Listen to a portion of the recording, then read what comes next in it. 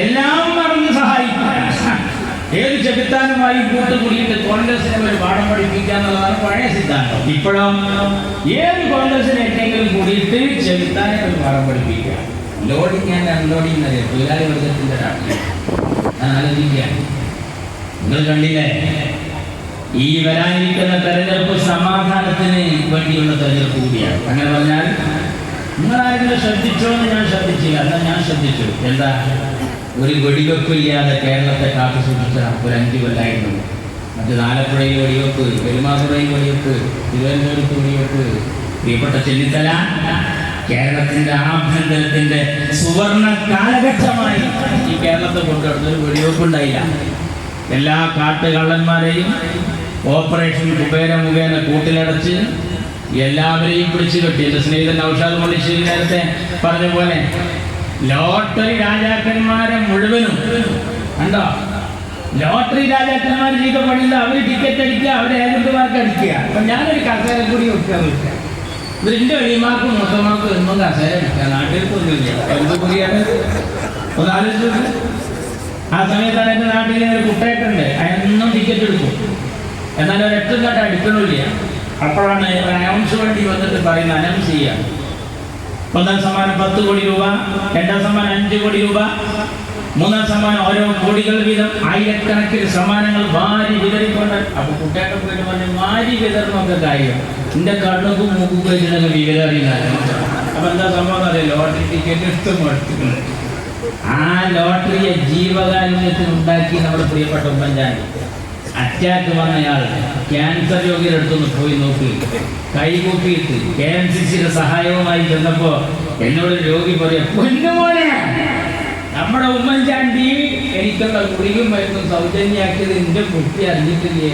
നമ്മളെ കാശുമൊഴിയിലെ UDF തന്നെ ഉമ്മൻചാണ്ടി എനിക്കുള്ള മരുന്ന് സൗജന്യമാക്കിയത് എന്റെ കുട്ടി അറിഞ്ഞിട്ടില്ലേന്ന് കണ്ണൊന്ന് ചോരവില്ല. അതാണ് ഈ വരണം. ആ കാരുണ്യ സ്കീം വഴി എത്ര രോഗികൾക്കാണ് ആശ്വാസം പകർന്നത്. ഞാൻ പറയുന്നു, രോഗിയോട് മര്യാദ, രോഗികൾ വോട്ട് ചെയ്യാൻ തന്നെ പറയും. ആരോഗ്യമുള്ളതൊന്നും ഒപ്പം നിന്നോട്ടാൽ മതിയാകാൻ പോലെ രോഗിയോട് നമ്മുടെ കൂടെയാണ്. ആ സാധുക്കൾക്ക് സഹായം ചില്ലറയാണോ, ചെറിയ കാര്യമാണോ? എന്തെല്ലാം നന്മ നിങ്ങൾക്കറിയോ? നമ്മുടെ നാട്ടിലെന്ന് പറയുന്ന സ്ത്രീകൾ ആരാണ് അവരെന്നറിയോ? 30-25 വയസ്സായ പെൺപിള്ളേർ കല്യാണം കഴിഞ്ഞു, പക്ഷേ ഭർത്താവ് ഉപേക്ഷിച്ച് വീട്ടിലിരിക്കുന്ന കുട്ടികളുണ്ട്. ആ പെൺകുട്ടിക്ക് തള്ളയാവാത്ത കാരണത്താൽ വാർദ്ധക്യകാല പെൻഷനില്ല, ഭർത്താവ് മരിക്കാത്ത കാരണത്താൽ വിധവാ പെൻഷനില്ല. ശരിക്കും കേൾക്കണം, ഭർത്താവ് മരണപ്പെടാത്ത കാരണത്താൽ വിധവാ പെൻഷനില്ല, തള്ളയായി വയസ്സാകാത്ത കാരണത്താൽ വാർദ്ധക്യകാല പെൻഷനില്ല. ഉമ്മൻചാണ്ടി തീരുമാനമെടുത്തു. എന്താ തീരുമാനിച്ചത്? അങ്ങനെയുള്ള സഹോദരിമാരെ വിധവകളുടെ പട്ടികയിൽ ഉൾപ്പെടുത്തിയിട്ട് വിധവകൾക്ക് നൽകുന്ന എല്ലാ ആനുകൂല്യങ്ങളും കൊടുക്കാൻ തീരുമാനിച്ചു. അഥവാ ആ ഉപകാരമില്ലാത്ത പുതിയാപ്പളിനെ മരിച്ചേക്കാണ് കുട്ടികളുണ്ട്. അതിനാണ് ഈ ഗവൺമെന്റ് എല്ലാം കൂടി വരുന്ന ആരാണ് ആഗ്രഹിക്കാത്തത്?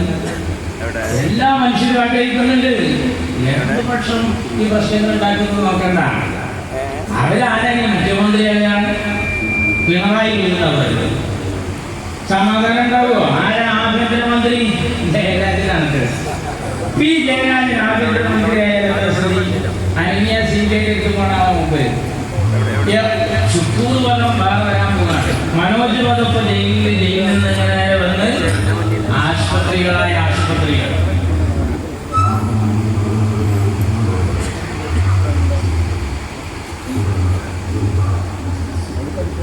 ഞാൻ പറഞ്ഞില്ലേ, ജയരാജൻ ജയിൽ മോചിതനായിട്ട് ആശുപത്രികളിൽ നിന്ന് ആശുപത്രികളിലേക്ക് മാറുക. ആ മെഡിക്കൽ കോളേജിലൊക്കെ വരുന്ന സമയത്ത് മറ്റേ ജയരാജനല്ല, അതടിച്ച ചുമ്പൻ മുമ്പിൽ പോയിട്ട് പറയാം, ചെക്ക് ചെയ്ത് നോക്കി എന്തെങ്കിലും അസുഖമുണ്ടോ?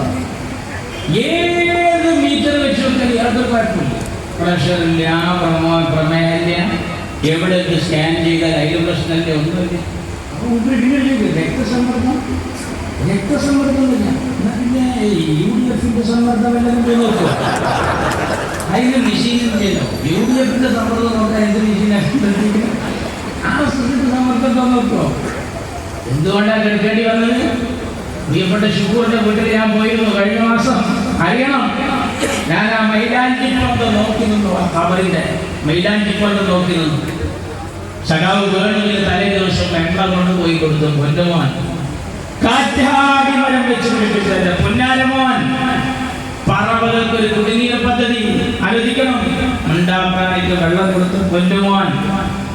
ഞാൻ ആ ഉമ്മയോട് ചോദിച്ചപ്പോ ഉമ്മ പറയാ, മോനെ മനോജിന്റെ കേസിന്റെ വിധി എന്റെ വരിക, അയാളെ കൂട്ടി കിടക്കുമോ? ആ ഉമ്മ കാത്തിരിക്കുക. എപ്പോഴും മാറിയില്ലമ്മ. എന്താ പറഞ്ഞത് മറുപടി? എങ്ങനെ മാറണ്ട മോനെ? എന്റെ കുട്ടി വീട്ടിൽ നൽകുമ്പോ ഞാൻ അവസാനം ചോദിച്ച ചോദ്യം എപ്പോ തിരിച്ചു വരുന്ന? ഉച്ചക്ക് ഊണ് കഴിക്കാൻ എന്ന് പറഞ്ഞ എന്റെ പൊന്നു മോന്റെ ജനാദ കഫം തൂങ്ങി പൊട്ടിക്കൊടുന്ന ആ രമണ്ടല്ലോ അത്ഭുതം പോയിട്ടില്ല. ഡെഡ് ബോഡി വെള്ള തുണിയിൽ പോയി ഞാൻ ആ കുട്ടികളെ കൊണ്ടുവന്നു. വിടലിന് മുമ്പ് ഞെട്ടേക്കുന്ന ആ പൊന്നമ്മ പുഷ്പം. ആലോചിക്കണം പൊന്നു മക്കളെ, നമുക്ക് വലിയ കുട്ടികൾ. ജയരാജന്റെ പ്രായം എന്താണ്? ഷുക്കൂർ വല്ല വേണ്ടാത്തത് ചെയ്ത് കളഞ്ഞതെന്ന് മോനെ എന്റെ കുട്ടി ചെയ്ത് ആവർത്തിക്കേണ്ടതെന്ന് പറയേണ്ട പ്രായ, വല്യപ്പാന്റെ പ്രായ. പ്രിയപ്പെട്ട ഷുക്കൂർ ആ വഴിക്കൊന്നുമില്ല. ആ മനുഷ്യനാണ് ആശുപത്രിയിൽ ചെക്ക് ചെയ്ത അവസാനം തിരുവനന്തപുരത്തേക്ക് പോയിക്കൊണ്ടിരുന്നത്. എന്നിട്ട് കൊണ്ടുപോയി വേറെ കൊണ്ടുപോയി. ആ കൊണ്ടുപോയില്ല ആംബുലൻസ് ഇടയ്ക്ക് വെച്ചെന്തോ ഡോക്ടർ വെച്ചിട്ട് കൈമ കുറിച്ച് കുറച്ച് തോന്നി. ചാനലിലൊക്കെ MP ജയരാജൻ എന്നിട്ട് പറയാം, ഈ ആംബുലൻസ് കാര്യക്ഷമതയുള്ള ആംബുലൻസ് ആണോ എന്ന് പരിശോധിക്കേണ്ടിയിരുന്നു. ഇതിന്റെ ടയർ തലേ ദിവസം ചെക്ക് ചെയ്യേണ്ടിയിരുന്നു. ഒരു ഡ്രൈവർ മാത്രമാണ് ഇതിൽ പോയത്. ഈ ഡ്രൈവർക്ക് പകരം മറ്റൊരു ഡ്രൈവർ കൂടി വേണോ വേണ്ടയോ എന്ന് ആലോചിച്ചില്ല. ഈ രാഷ്ട്രപതിനെ ബോർഡ് മാണിക്കറിയോ ആരാ എത്ര കേസിൽ പ്രതിയെന്നറിയോ?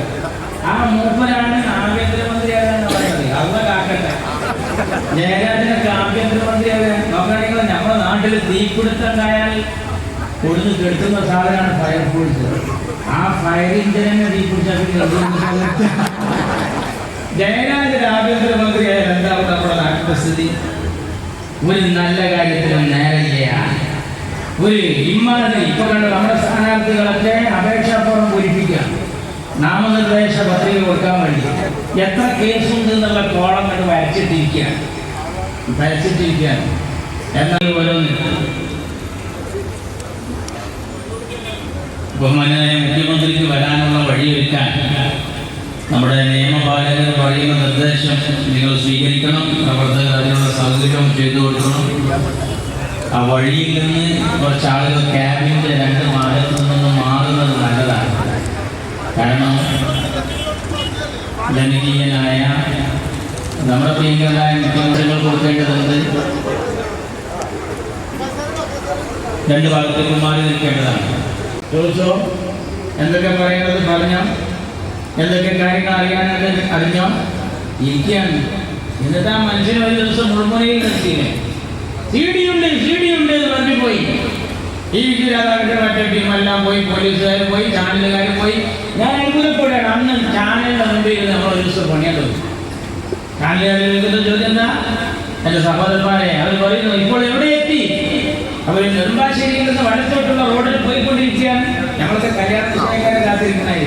അപ്പോൾ എവിടെ എത്തിങ്ങൾ? ഞങ്ങൾ ഓരോരുത്തരും അടുത്ത ജീവിതം മുത്താപ്പ കയറാനുണ്ട്. പണി കാത്തിരിക്കുകയാണ്, പോവുകയാണ്. എന്നിട്ട് ബിജു രാധാകൃഷ്ണൻ നേരെ ഷെൽവിയുടെ വീട്ടിൽ CD ഇപ്പോൾ കിട്ടും എന്നിങ്ങനെ വിചാരിച്ചിങ്ങനെ ഇരിക്കുകയാണ്. അപ്പോഴാണ് കൊടിയേരിയുടെ പത്രസമ്മേളനം. മുഖ്യമന്ത്രി ഇന്നൊന്നും പറയാം, കേരളത്തിന്റെ മുഖ്യമന്ത്രി ഇന്നത്തോടുകൂടി മുൻ മുഖ്യമന്ത്രിയാകാൻ പോവുകയാണ്. എങ്ങനെ ചെയ്യിക്കും?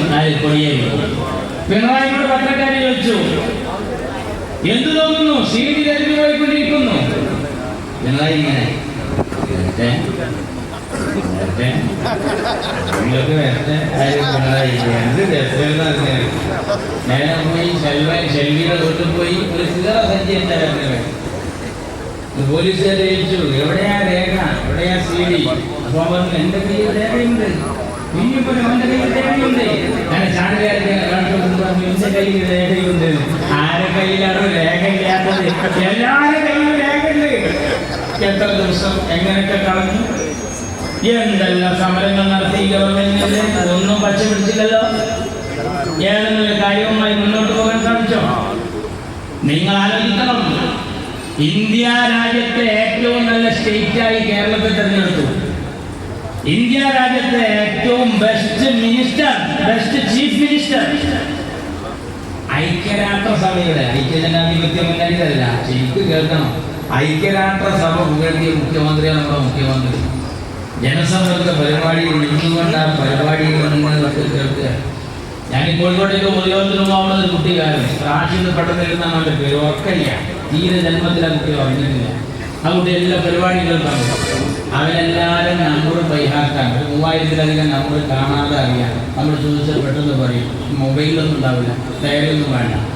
ആ കുട്ടി എന്നോട് പറയാണ്, ഞാൻ മുഖ്യമന്ത്രിക്ക് രാത്രി 2:30 വിളിച്ചു ഒരു ദിവസം. അപ്പൊ ഞാൻ ചോദിച്ചത് എന്തിനാണ് മുഖ്യമന്ത്രിയുടെ ഉറക്കശല്ലേ?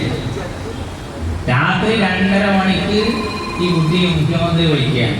അപ്പൊ മുഖ്യമന്ത്രിയാണ് കൂടെ ഫോൺ എടുത്തത്. ഇവൻ പറയാണ്, ആരാ പറഞ്ഞത്? റാഷിദാണ് സാർ, പടനിരത്തുനിന്നാണ്. എന്താ റാഷിദ, എന്നെ പോലീസ് പിടിച്ചോ? അല്ല, കേരളത്തിന്റെ മുഖ്യമന്ത്രി സാറെ 24 മണിക്കൂർ കിട്ടുമെന്ന് കേട്ടപ്പോ ഞാനൊന്ന് ചെക്ക് ചെയ്തതാണ്. ഒന്ന് ആലോചിക്കുക, പോലീസ് പോലെ എന്നോട് പറയാണ്, ഞാനൊന്ന് ചെക്ക് ചെയ്തതാണ്. ഏത് ഭ്രാന്തനും പോയി എനിക്ക് ആ കസേരയിൽ അറിയോ? ഉമ്മൻചാണ്ടിയുടെ കസേരയിൽ ഒരു ഭ്രാന്തൻ പോയി പാണക്കാട്ടെ തങ്ങളെ വീട്ടിലൊക്കെ പോലെ വന്നിട്ടുണ്ട്. എന്നാൽ നിങ്ങൾ ആലോചിച്ച് നോക്കണം, പിണറായിയുടെ വീടിന്റെ മുന്നിൽ ആയുധധാരിയെ കണ്ടു എന്ന് പറഞ്ഞ് ബഹളമുണ്ടാക്കി. ആയുധധാരിയെ കണ്ടു എന്ന് പറഞ്ഞ് ബഹളമുണ്ടാക്കി പിണറായിയുടെ വീടിന്റെ മുന്നിൽ. പിന്നെ അതിന്റെ ശേഷം ഒരു തേങ്ങ ഇടുന്ന ആളുകൾ എറിയും പോയിട്ടില്ല. തേങ്ങ വന്നിരുന്ന ആയുധം ഉണ്ടല്ലോ. ഞാൻ ആലോചിച്ച് നോക്കുകയാണ്. കഴിഞ്ഞ ദിവസം വടകരയിൽ ചെന്നപ്പോൾ നമുക്കത് ബോധ്യമായി. ആലോചിച്ച് നോക്കണം, ആരാ മോഹനൻ മാഷ ഭാര്യയാണ് ലതിക മത്സരിക്കുന്നത്. അവിടെ ഇവർ ആർക്ക് വേണ്ടിയാണ് ഇവരൊക്കെ ജീവിക്കുന്നത്? ഏതെങ്കിലും ഒരു നന്മയുടെ കൂടെ ഇവരുണ്ടോ? ഏതെങ്കിലും ഒരു നല്ല കാര്യം വരുമ്പോൾ അതിന്റെ കൂടെ ഉണ്ടോ? എല്ലാ നന്മയെ എതിർത്ത് പോവാണ്. ഇന്ന് കേരളം നല്ലൊരു പ്രതീക്ഷയായി മാറി. ജനങ്ങൾക്ക് ഉപകാരം ചെയ്യുന്ന നാട്, അന്യ സംസ്ഥാന തൊഴിലാളികൾ കുഞ്ഞുകൂടിയ നാട്, വിദേശി ശ്രദ്ധിക്കുന്ന നാട്. ചെന്നിത്തല കണ്ടില്ലേ, ഹർത്താൽ നിരോധിക്കാൻ ശ്രമം നടത്തിയല്ലോ. എന്താ ഹർത്താൽ കൊണ്ടുള്ള മെച്ചം? ഒരു ഹർത്താൽ കിട്ടിയാൽ 10-20 കൊല്ലം നമ്മുടെ നാട് മുന്നിൽക്കൊണ്ട് പോവുക. 202 ഹർത്താലാണ് നമ്മൾ നടത്തിയത് ആകെപ്പോ ഈ ഒരു ടേമിൽ. തമിഴ് നടത്തിയത് 2 ഹർത്താലാണ്. തമിഴ് നടത്തിയ ആ 2 ഹർത്താലിന് ഒരു റീസൺ ഉണ്ട്, ഒരു കാരണമാണ്. മുല്ലപ്പെരിയാർ ഡാമാണ് വിഷയം. നമ്മൾ നടത്തിയ ഹർത്താൽ മാണിരാജ് വെക്കുക, മാണിരാജ് വെക്കുക, ഉമ്മൻചാണ്ടി രാജ് വെക്കുക, മനോജ് പദം, ഓരോ വിഷയത്തിലും ഓരോ ഹർത്താൽ. ഇങ്ങനെ വന്ന് ഉമ്മൻചാണ്ടി മനോഹരമായ ഒരു തീരുമാനമെടുത്ത് ചെന്നിത്തല വന്ന് ചെന്നിത്തലയുടെ നേതൃത്വത്തിൽ ഹർത്താലിനെ സംബന്ധിച്ച് കൂലങ്കഷമായി ചർച്ച ചെയ്യാനുള്ള ആ നിയമസഭയിൽ പാഠം കഴിക്കില്ല. ഏതെങ്കിലും ഒരു നിയമസഭയിൽ ഒരു വിഷയം കണ്ടെത്താതിരിക്കുകയും ബജറ്റ് വരെ തടസ്സപ്പെടുത്തി. മണലൂരിലും അപ്പുറത്തും മത്സരിക്കുന്നുണ്ട്. ഞാൻ നിങ്ങളോട് പറയുന്നു, ആ കൈപ്പത്തി ചിഹ്നത്തിൽ മത്സരിക്കുന്ന സ്ഥാനാർത്ഥികളൊന്നും കോൺഗ്രസിന്റെ മാത്രമാണ് എന്ന് കരുതരുത്. അവർ ഹൈദരലി തങ്ങളുടെ സ്ഥാനാർത്ഥികൾ കൂടിയാണ് എന്ന് നിങ്ങൾ ആലോചിക്കണം. മാത്രമല്ല, PM സ്വാദിക്കലിക്ക് ഇവിടെ കിട്ടുന്നതിനേക്കാൾ അപ്പുറത്ത് 10 വോട്ട് കൂട്ടാൻ ഓരോ ലീഗുകാരനും കൈപ്പത്തിക്ക് 10 വോട്ട് കൂട്ടാനുള്ള ശ്രമം നടന്നു. വേറൊരു ചിന്തയും പാടില്ല. നമ്മളൊന്ന് നല്ലപോലെ നിന്നാൽ മതി. LDF ആകെ പ്രതീക്ഷ ഉള്ളത് നമ്മുടെ ഭിന്നിക്ക് വലുതുണ്ടാകുമെന്നാണ്. പടച്ചോനെ തോപ്പിക്കാൻ ഇപ്പം പ്രത്യേകിച്ചൊന്നും ഇല്ലാതെ പോവാണ്. രാഹുൽജി പറഞ്ഞ പോലെ നമ്മളൊന്ന്, അല്ലാണ്ട് എൻ്റെ ജീവിതത്തിൽ ഞാൻ പഠിച്ച രാഷ്ട്രീയത്തിൽ ഈ കേരളത്തിൽ LDF, UDF ഒന്നൊന്നുമില്ല. നമുക്ക് സഹിച്ച് നിൽക്കാൻ 5 കൊല്ലത്തിനപ്പുറം കഴിയുന്നില്ല എന്നാണ് തോന്നുന്നത്. അത് പറ്റില്ല. നമ്മളൊന്ന് സഹിച്ച് മറന്ന് പുറത്ത് ഒന്നിച്ചൊറ്റക്കെട്ടായി ഒരു കയ്യായി, ഒരു മെയ്യായി, ഒരു രാഗമായി, ഒരു താളമായി നിന്നാൽ അത്ഭുതം സൃഷ്ടിക്കാൻ സാധിക്കും. 2 അംഗങ്ങൾ അധികം വന്നിട്ടാണ് ഉമ്മൻചാണ്ടി ഈ അത്ഭുതം കാണിച്ചത്. അത് 20 അംഗങ്ങളെയും വർദ്ധിപ്പിക്കാൻ, ജനാധിപത്യ ചേരിക്ക് വീണ്ടും ഒരു അവസരം ഒരുക്കാൻ ഈ ചടങ്ങ് നിമിത്തമാകട്ടെ എന്ന് ആശിച്ചുകൊണ്ട് നിങ്ങളെല്ലാവരും, ഞാൻ പറയുന്നു ഇസ്ലാമത വിശ്വാസികളോടുകൂടി പറയാം, എൻ്റെ മുസ്ലിം ലീഗിൻ്റെ പ്രവർത്തകരോട് അതിലായി തഹജ്ജുദ് നിസ്കരിച്ച് പ്രാർത്ഥിക്കാൻ കഴിയുമെങ്കിൽ പ്രാർത്ഥിക്കണം. കാരണം മതമില്ലാത്ത ജീവൻ പഠിപ്പിക്കുന്ന, മദ്യം വ്യാപകമായി ഒടുക്കാൻ ശ്രമിക്കുന്ന, നാടിൻ്റെ അന്തസ് കെടുത്തുന്ന കമ്മ്യൂണിസം വളർത്താൻ ഉപകരിക്കുന്ന ഒരു ചിന്താഗതി ഈ നാട്ടിൽ വരാതിരിക്കാൻ ഓരോ വിശ്വാസിയും അതിനനുസൃതമായ രീതിയിൽ കൂട്ടുകുടുംബങ്ങളെയും അയൽപക്കത്തെയും സമൂഹത്തെയും ബോധവൽക്കരിച്ച് ഈ നന്മക്കൊപ്പം ഈ കൂട്ടായ്മയിൽ ഒരു അംഗമാവണമെന്നും ഒരു വീട്ടിൽ നിന്ന് തുടങ്ങി ഒരു തുള്ളി അങ്ങനെ ഒരു കയ്യിൽ നിന്നൊരു കുമ്പിൾ, പിന്നെ ഒരു അരുവി, പിന്നെ ഒരു പുഴ, പിന്നെ ഒരു ആർത്തിരമ്പുന്ന അലകടലായി ഈ ഐക്യജനാധിപത്യ മുന്നണി കേരളം വാഴട്ടെ എന്നാശിച്ചുകൊണ്ട് നിർത്തുന്നു. നന്ദി. ജയ് ജോലി.